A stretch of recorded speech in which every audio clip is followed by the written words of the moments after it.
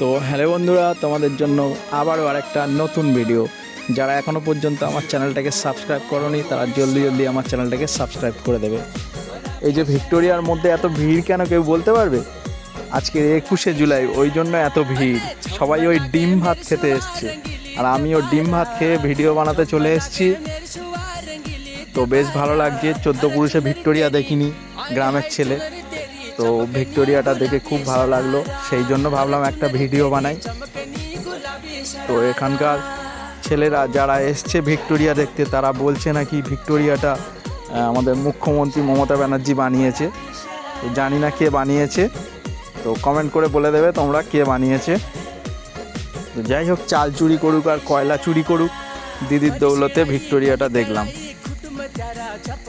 তো যারা যারা ভিডিওটা দেখছো চ্যানেলটা সাবস্ক্রাইব করে দাও, আর লাইক কমেন্ট করে জানাও যে এই ভিক্টোরিয়াটা কে বানিয়েছে। সবাই বলছে মমতা ব্যানার্জি বানিয়েছে।